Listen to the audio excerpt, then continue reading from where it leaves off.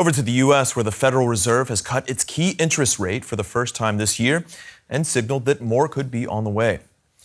The Fed projecting 2 more cuts this year as concerns grow over the slowdown of the U.S. labor market. The central bank had kept rates steady while assessing the inflationary impacts of President Trump's tariff policies, despite considerable pressure by Trump to lower rates.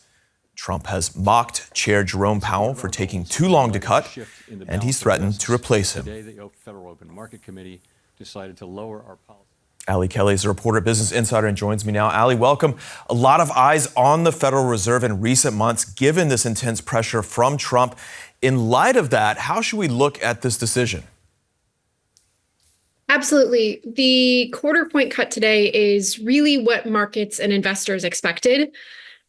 We've seen the stock market in the U.S. rally ahead of this meeting in expectation that there would be a cut. This is the first interest rate cut of the year.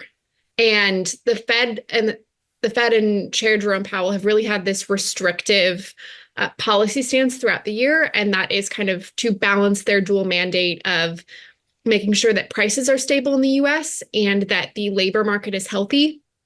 And we've had this situation over the last month and a half since the Fed last made a decision where there's been a lot of revisions in jobs data, which is in part normal, but the U.S. has added far fewer jobs than we expected and than we accounted for.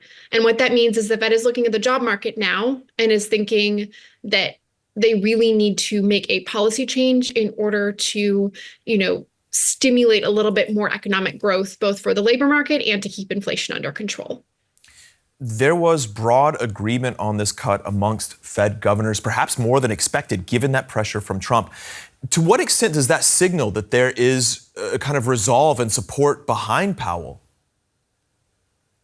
We did see last meeting in July, we saw a dissent from 2 governors, which was fairly unusual to see that kind of a dissent from a Federal Reserve decision. Usually those decisions are a little bit more unanimous. This time we saw most governors vote for that quarter point cut. We saw one new member vote for an even larger cut.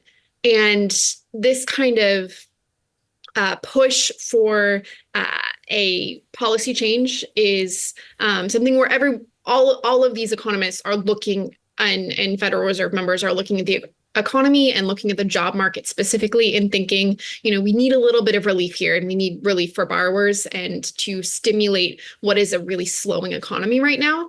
Powell will be in his seat until May 2026. And until then, I think that it is important. They've really doubled down that the Federal Reserve is independent. Their policy is apolitical, and their processes have been apolitical for decades. And I know that Powell really doubled down on that in his speech today.